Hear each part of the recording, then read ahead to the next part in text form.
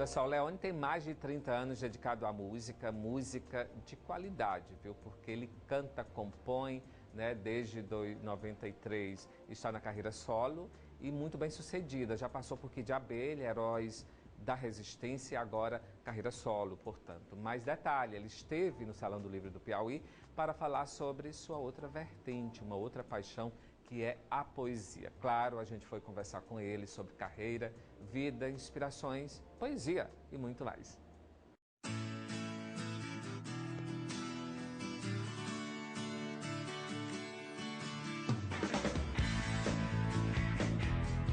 Olha só, aproveitando aqui o ambiente do cenário para falar de literatura e música com Leone, que é uma das principais expressões do pop e rock no Brasil. São mais de 30 anos de carreira, ele passou por bandas fundamentais na sua trajetória como compositor. Boa parte das músicas do Kid de Abelha é dele e também do Heróis da Resistência. Desde 93, carreira solo. E eu quero saber como é que está essa carreira em momentos como esse, né, que a gente vive a arte, a cultura de forma mais participativa, com a internet, por exemplo, né, Leone? Como é que você vê esse momento na sua carreira? Eu estou bastante feliz, porque eu tenho conseguido realizar um monte de coisas que na época, mesmo na época que tinha gravadora, eu não realizava tantas coisas. A repercussão é diferente. Naquela época você fazia um disco e aí passava 2, 3 anos fazendo show por conta daquele disco. Agora eu lancei um disco ano passado, no meio do ano passado, e já lancei um show novo. Mas aí ano passado eu lancei o disco, lancei esse livro de poesias que eu vim trazer aqui para o Piauí, e esse ano lancei um show novo que chama Multiversos, que é um show que mistura poesia e letras de música, que aí é violão e voz só, e projeções. Então tem amigos meus recitando poemas de poetas contemporâneos, e eu toco em cima deles falando, e depois eu toco canções que têm a ver com os poemas, e eu tenho levado esse show pelo Brasil também, e espero ano que vem lançar um outro livro de poesia. Então tá bastante fértil. A música é a sua alma, mas a poesia sempre esteve presente na sua vida. A poesia teve presente antes da carreira, principalmente. Eu lia muita poesia antes da carreira e comecei a escrever poesia. Mas aí, com a música foi tão arrebatadora e fazer sucesso com Kid de Abelha, depois Heróis da Resistência, que eu meio deixei a poesia de lado, ela ficou meio abandonada. De uns 3 anos pra cá... Viu que o poeta não morreu, hein? É claro que eu usava todos os conhecimentos que eu tinha de poesia para letra de música, né? Assim, eu sempre quis refinar minhas letras. Então eu sinto que elas vão evoluindo com o tempo. Pode até fazer menos sucesso, mas são mais bem elaboradas. E de uns 3 anos para cá eu comecei a escrever poesia de novo por conta de uma oficina. De vez em quando eu dou aula, eu adoro dar aula. Eu dava umas aulas de composição, de música, e depois comecei a dar, junto com um poeta no Rio de Janeiro, chamado Mauro Santa Cecília, comecei a dar umas oficinas de poesia e letras de música. Então ele dava de poesia e eu dava de letras de música.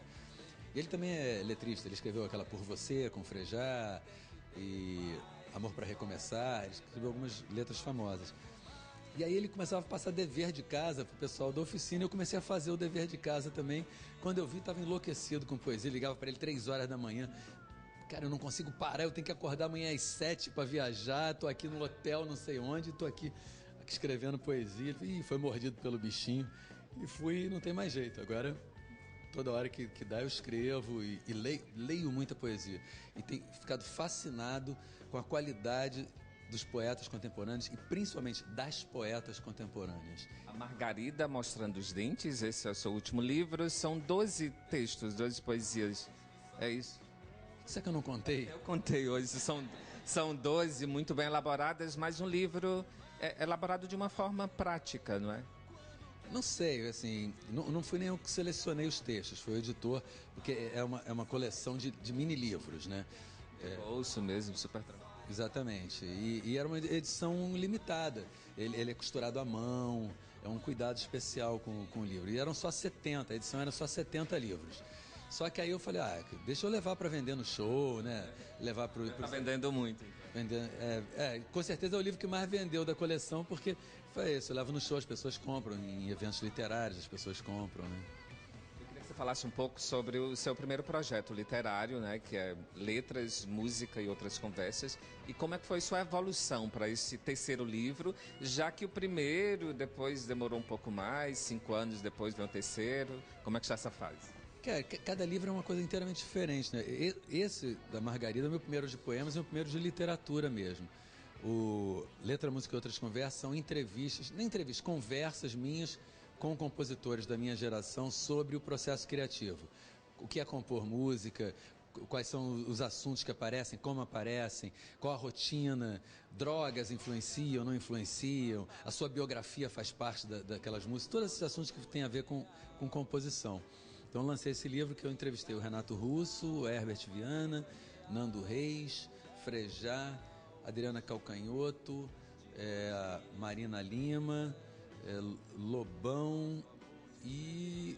Toda essa geração de talento aí. Exatamente, todo mundo sobre esse processo criativo, que foi muito bacana. Foram 8 compositores que se deram muito, se mostraram muito, porque normalmente numa entrevista para um jornalista, a pessoa não pergunta, aquela música que foi horrível, né? Como é que você se sentiu depois? Porque eu, como compositor, sei que consigo imaginar que ele quis realizar uma coisa que ele não conseguiu, porque isso acontece comigo. Depois eu olho músicas há um tempo e falo... Por que eu não fiz isso? Por que eu fiz desse jeito? Hoje eu não faria assim. E como eles sabem que eu também sinto isso, também se abriram. Essa música não deu certo por causa disso, eu tentei fazer um negócio que não deu certo. Que também é importante saber que não é tudo maravilhoso, né? A gente sai escrevendo e é tudo hit. Não, é muito trabalho, muita coisa que a gente faz e não dá certo, que joga fora. Então, foi um trabalho, para mim foi muito legal ter feito esse livro.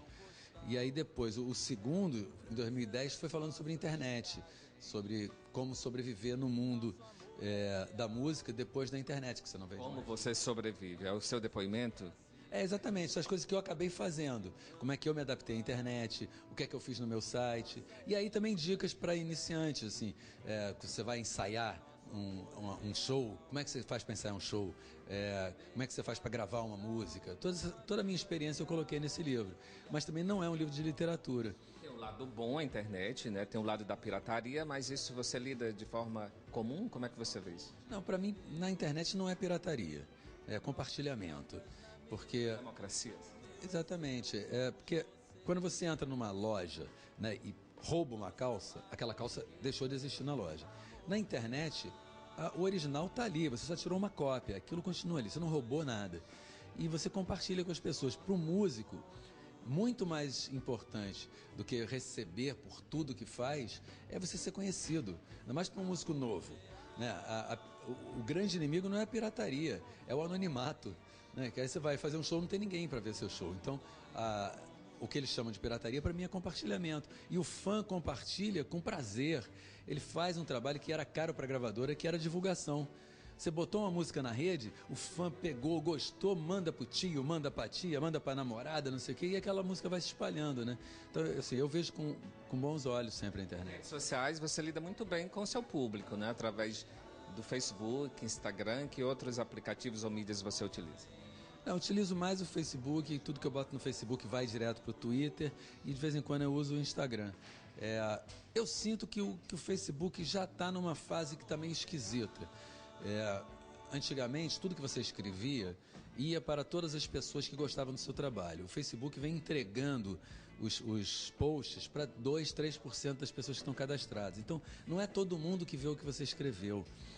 E hoje em dia tem muito essa coisa de você escreve um assunto, quem fica comentando o assunto é quem é contra aquele assunto. Quem gosta vai lá, dá um curtir e vai embora. E fica aquelas pessoas xingando. Eu apanho muito na internet, mas também não deixo de dar a cara a tapa, porque eu acho que a gente está num momento político muito importante. A discussão é importante. Eu acho que é importantíssimo. E eu gosto de provocar de vez em quando também. Ok, Leone, puxar um pouquinho para o Piauí, tá com 10 anos que você não vem, já se apresentou em Luiz Correia. Eu soube que aqui você tem um prato preferido. Qual seria? Carne de sol, Maria Isabel? O que você comeu hoje? Não, hoje eu comi carne de sol, comi o queijo com melaço, paçoca também comi. Eu adoro a comida daqui, adoro.